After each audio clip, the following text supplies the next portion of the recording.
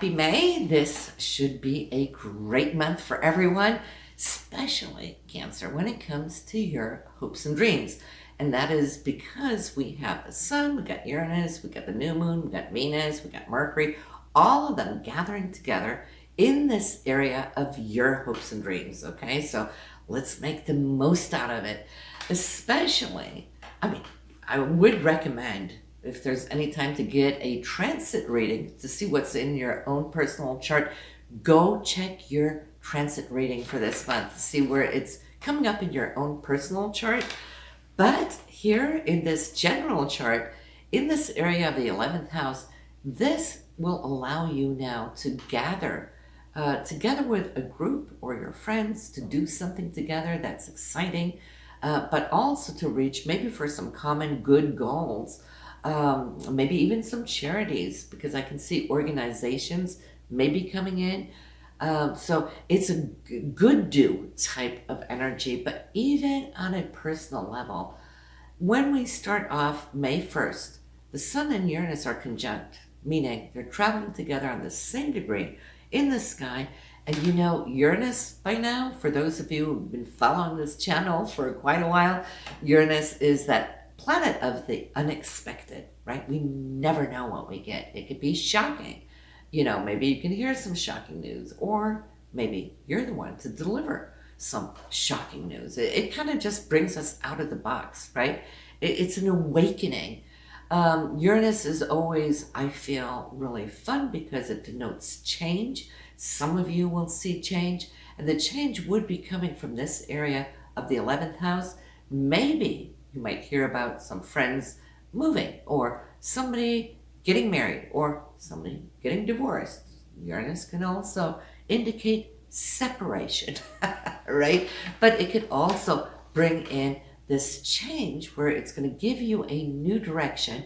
And Venus being there is all about the heartfelt energy, right? It's your heart chakra. It's what you love, who you love, what you love to do. When you're with your group of friends, you know, it's very artistic, it's very creative, it's very healing. And Venus also, of course, rules money. Maybe there's a group of you that will pool together, maybe, and do the lottery ticket, something like that, right? And I want to mention that only because you got stuff going on over there in your 8th house, which is other people's money too, or investments and so forth. So revenues that you can get outside of your earned income, that might be a possibility. If you're ever going to do anything like that to pull together, this would be the time to do it. And I would say probably get that ticket in around the 1st when you have Uranus and the sun together, because that can bring that sense of the unexpected to the table. The new moon on the 11th, also here in the sign of Taurus, where the sun, Uranus, Venus, and Mercury also is, this whole stellium. Well, the new moon is our intentions, and that's where you should place it this month, into your group activity within the circle of friends, or the 11th house also being your hopes and dreams.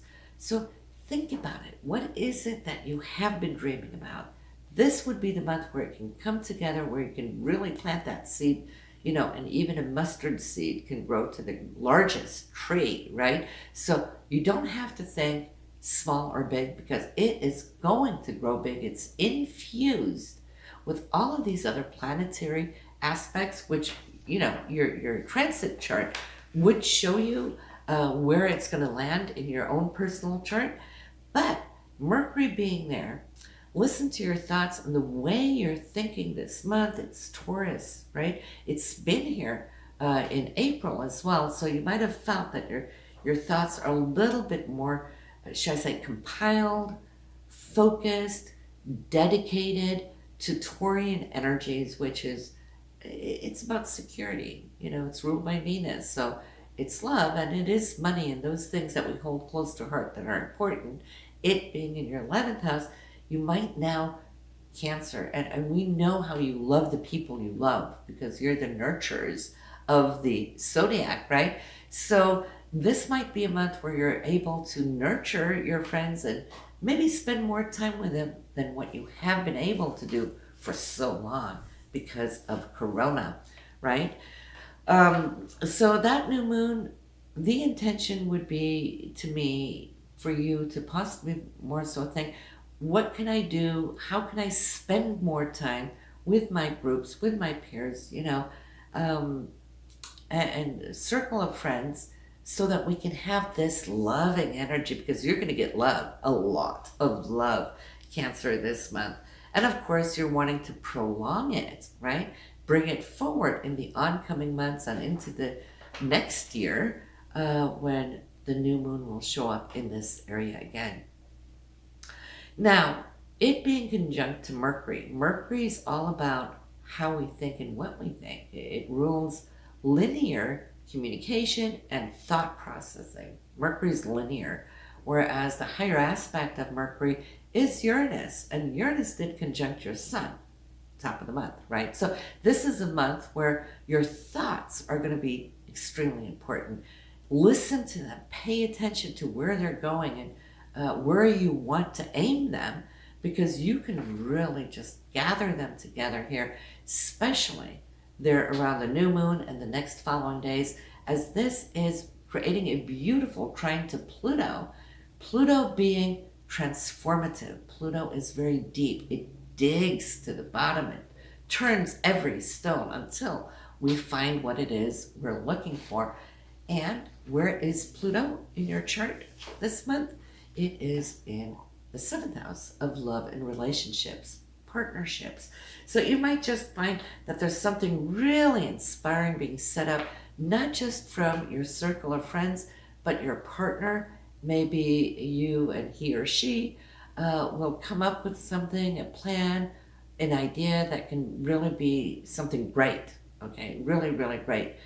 Because again, it ties into that area of hopes and dreams in the 11th house. So pay attention to what you guys plan together around that time.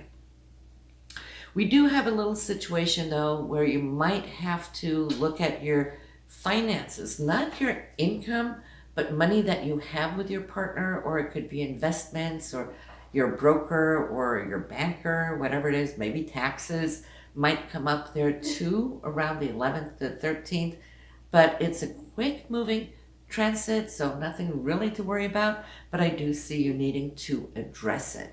Mars doesn't really have any aspects connected to it this month, so it's kind of like solo for right now, but that's okay though. It's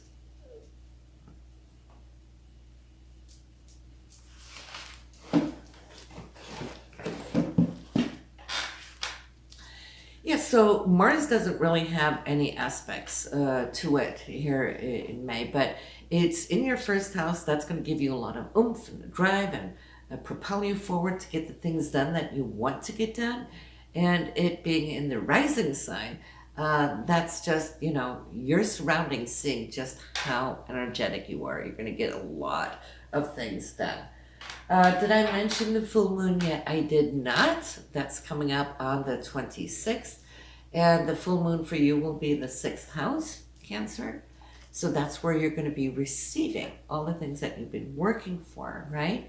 The new moon initiates, the full moon receives. So for you, that being in the 6th house will have to do with your day-to-day routines, the people you work with, more on a daily matter. You could see that there might be some news coming or going to one or more of them. But again, 6th house has to do with health, right? So you might get onto a plan, a strategy to how to kind of build up your diets or start out on a workout schedule. It's all good for that. So not bad.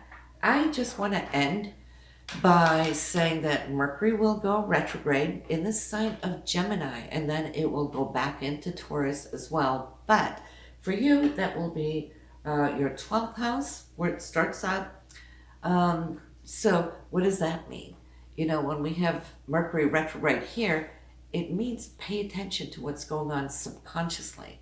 the things that you're dreaming about, that's laying in the back of your mind. You might be reminded of a few things that are important to you that you want to tend to look into. It's a very creative placement in your chart. And of course, it's Piscean, so it's spiritual. It's time for you to kind of pull back, listen within, do some meditation so that you can download the inspiration. And a lot of that inspiration might have to do with projects or things that you were thinking about in the past, but not necessarily had time to do anything about, right? Because when we're on fast track, we can't reach, and embrace everything that comes. So this is why we love the retrograde, so that we can have time to go in and out and catch up, and then restart, redo, retweak, all those things that is about. So listen, wonderful month here in May. Have a great one, and I will see you next month, Cancer. Bye now.